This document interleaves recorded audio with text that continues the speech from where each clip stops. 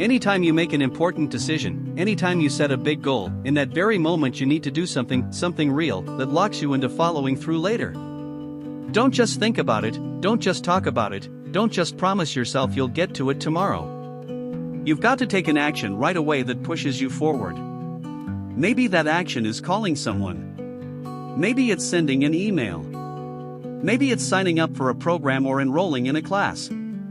Maybe it's hiring someone to help you.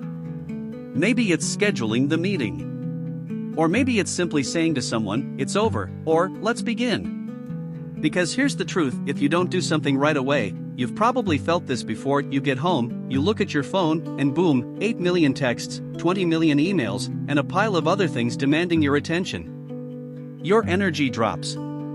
You lose that spark you had. And what happens next? You lose momentum. You get out of the emotional state you were in when you decided. And then, you never do it. How many of you have done this before? You get excited about something, you know it's valuable, you promise yourself you'll do it, and then you never do? I've trained myself, and I've trained my kids, that if there's an opportunity, something valuable, something you know is good, grab it right now. Don't wait. Even if you feel like, "I can do it later," don't trust that feeling. Take it by the hair right now. Do something in that moment to push yourself forward. Now, let me remind you of a quick formula. If I'm not happy, why am I not happy? Well, it's because my life right now doesn't match my blueprint, my expectations for how life should be. If I'm happy, it's because my life matches my blueprint. If I'm over the moon, it's because life is even better than my blueprint. But if I'm really suffering, the kind of suffering where you feel stuck in the dark, it's because my life doesn't match my blueprint and I feel helpless to change it. That feeling, helplessness, comes from what I call the 3 Ps. Write these down in your mind, because they can trap you if you're not aware. P number 1, permanent. You believe the problem will last forever. You tell yourself, this is just how it's always going to be. P number 2, personal. You believe the problem means something is wrong with you as a person. It's my fault. I'm broken. I'm not enough. P number 3, pervasive. You believe the problem spreads into every part of your life. You tell yourself, because my finances are a mess, my whole life is a mess, or because my relationship is struggling, everything in my life is falling apart. The truth is, none of these are fully true. But if you believe them, you'll feel completely stuck. You'll live in what's called learned helplessness, where no matter what anyone says to help you, you just can't believe there's a way out. So how do we escape this? First, remember this, no problem is permanent. Your soul is permanent. Your body isn't even permanent. But your problems? They change. Think about it, how many of you have had a problem that felt like it would last forever, but one day you found a way to break through? You moved on. You survived. You overcame. Second, your problem is not personal. It doesn't mean you're broken. It just means you're facing a situation your brain hasn't been trained for yet. That's all. You can learn. You can adapt. You can figure it out. Third, your problem is not pervasive. Even if one area of your life is a mess, other areas are still beautiful. Your relationships, your health, your friendships, your spiritual life, there's always something you can appreciate. When you see that truth, you break the prison of helplessness. You stop feeling like life is happening to you, and you start feeling like life is happening for you. So how do we stay in control of our life? It starts with something I call 5 to thrive. You've heard me say it before, the quality of your life is the quality of the state you live in. It's not the amount of money you have, or the car you drive, or even your relationship status. It's the emotional and mental state you live in every single day. The state you live in is controlled by 3 main forces, but the foundation, the base, is your physiology. That's how you move your body, how you use your voice, how you breathe. Why does this matter? Because when you change your physiology, you change your emotions. You've probably noticed you can train yourself to laugh more. At first it might feel fake, but if you do it over and over again, it becomes natural. Soon you're laughing at things that used to make you frustrated. And the faster you change your state, the faster your life changes. If you change your physiology just a little, you get a little change. If you do it with intensity, you get an intense change. If you do it consistently, you get consistent change. And here's the best part, you are in total control of this. The only thing that stops you is a belief that says, I don't want to feel good, I want to feel better. Ever had a day where you're upset, and someone says, why don't you just change your mood? And you think, I don't want to. Why? Because somewhere in your head you believe, if I let myself feel good now, this problem will just come back again. But here's the truth, feeling bad doesn't protect you. It just keeps you stuck.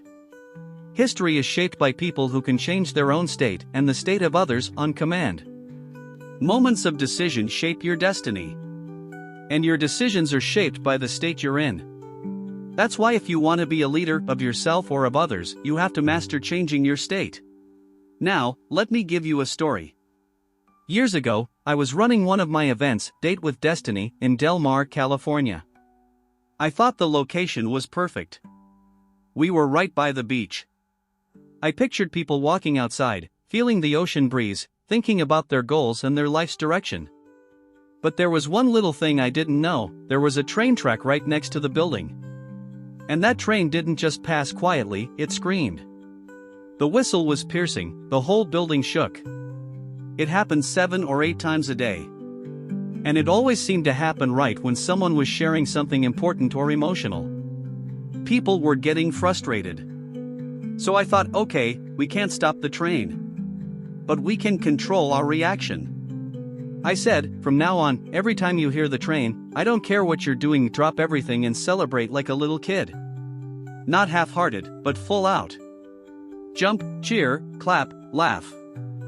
At first, people thought it was silly. But after 4 or 5 times, they started to look forward to it. Instead of 8 moments of irritation every day, we had 8 moments of joy. That's the power of state change. Same train. Same noise. Same schedule. The only thing that changed was how we decided to respond. Now, what's the lesson from that train story? The train never stopped. The whistle didn't get quieter. The ground still shook. But we changed what it meant to us. You see, most people go through life thinking, I'll be happy when my problems go away. But the truth is, problems never stop coming. Life will always give you challenges. That's not bad, that's life. The real question is, when the challenge comes, will you use it to grow or will you use it to suffer? We turned that train from an annoyance into a trigger for celebration. That means you can turn any negative trigger in your life into something that lifts you up instead of pulling you down. Think about your own life. Who's the train in your world? Maybe it's that coworker who always complains. Maybe it's your boss who never says thank you. Maybe it's the bills that keep showing up. Maybe it's the traffic on your way to work. These things might not go away. But you can decide right now that when they show up, they will remind you to rise up, not break down. When you train your mind this way, you stop being a victim of life. You stop waiting for the world to be perfect. And that's when you become unstoppable. So here's the first big shift, stop waiting for perfect conditions. If you only act when everything feels easy, you'll be waiting your whole life. Life rewards those who take action in the middle of uncertainty. Remember this, momentum creates motivation, not the other way around. People say, I'll start my business when I feel ready. I'll start eating healthy when I'm motivated. No, you start first, and motivation follows. I've had days where I didn't feel like working out. But if I just put on my shoes and take that first step, something changes. By the time I'm 5 minutes in, I'm alive, I'm engaged, and I'm glad I started. And here's the second big shift, don't make your decisions from a low state. When you're tired, angry, frustrated, or scared, those are the worst times to make life-changing decisions. Have you noticed that when you're in a good state, when you feel strong, happy, and grateful, you make better choices? You're more generous, more creative, more patient. That's why leaders, real leaders, learn to change their state in seconds. Because they know their state determines their decisions, and their decisions determine their destiny. Let me share a personal moment with you. Years ago, I had a day where everything seemed to go wrong. Meetings fell apart. People canceled on me. I got bad news from a friend. By evening, I was exhausted. And right then, someone close to me called and asked for advice about a huge life decision. I could feel the part of me that wanted to just say, "Do whatever, I can't think right now." But I caught myself. I said, "Hold on 1 minute." I stood up, I shook my body out, I did some deep breathing, I moved around, I got my blood pumping. 5 minutes later, my energy was different. I could think clearly. I could speak with strength. And that person walked away with a decision that changed their life for the better.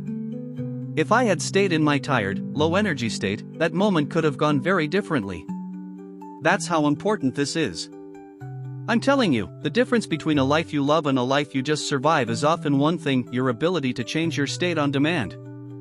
When you master that, you can walk into any room and influence the energy. You can walk into any challenge and find solutions instead of problems. You can be the person others look to for strength. Now, let's go deeper. How do you actually train yourself to do this? I call it conditioning. You can't wait until you're in a bad state to figure out how to change it. You need to practice when you're in a good state, so it becomes automatic when you're in a bad one. Think about athletes. They don't wait until the big game to practice. They train every day so that when the game comes, their body just knows what to do. In the same way, you need to train your body and mind to snap into a powerful state. Here's a simple exercise you can start with. Every morning, before you check your phone, before you read the news, do 3 things. 1. Move your body, jump, stretch, run in place, do push-ups, anything that wakes you up. 2. Breathe deeply, fill your lungs, hold it for a moment, then let it out. Do this several times. 3. Focus on gratitude, think of 3 things you're grateful for right now. Not just big things, small ones too. If you start your day in a strong state, you'll make better decisions all day long. Now let's tie this back to the 3 P's: permanent, personal, pervasive. When you're in a good state, you see problems differently. Instead of "this will last forever," you think, "I can figure this out." Instead of "this is my fault because I'm broken," you think, "this is a challenge, not my identity." Instead of "everything is ruined," you think, "this is just one area of my life, I still have so much to be thankful for." Your problems didn't change. You changed. And because you changed, your experience of life changed. One more story for you. I once worked with a man who had lost his job. He was devastated. He kept saying, "I'll never recover from this. I'm a failure. Everything in my life is falling apart." I reminded him of the 3 P's. I asked, "Is losing your job really permanent? Or could this be the start of something new?" I asked, "Is it personal? Or is it just that the company made changes, and you were affected?" I asked, "Is it pervasive? Or are there still things in your life going well, your health, your relationships, your skills?" By the end of our talk, he realized the job loss was just one chapter, not the whole book. 3 months later, he had started his own business. This is why I say your life can change in a moment. Not because the outside world changes, but because you change how you see it and how you respond. You are not your problems. You are not your past. You are not your mistakes. You are the thinker of your thoughts. You are the creator of your decisions. You are the driver of your destiny. So here's my challenge to you. Today, decide that you will no longer let the 3 P's control you. Decide that you will act immediately on important decisions. Decide that you will train your state daily. Decide that you will find something to celebrate in every train whistle that comes your way. If you do this, I promise you will live a life with more joy, more courage, and more success than you ever imagined. I want you to remember something. Your story is still being written. No matter what happened before, no matter the pain, the mistakes, or the losses, you are still here. That means you still have a chance. Every breath you take is proof that life has not given up on you. I know there will be days when the world feels heavy. I know there will be moments when you question yourself. But in those moments, I want you to think of this: strength is not built on the easy days. It's built when you feel like you have nothing left, yet you take one more step forward. I am not here to tell you that life will be perfect. I am here to tell you that you are strong enough to face it. You are capable of rewriting your story. You are worthy of love, of success, of peace. So, lift your head. Open your heart. Take that first step toward the life you dream of. It may not happen in one day, but every step counts. And one day, you will look back and realize you didn't just survive, you became unstoppable. And when that day comes, I hope you remember this moment, the moment you decided you would never give up on yourself again. Because the truth is, the greatest victory you will ever have is not in winning over others, but in winning over the voice inside you that says you can't. Now go. Live. Love. Fight for your dreams. And never, ever forget, you are more powerful than you think. Please like and subscribe for more videos.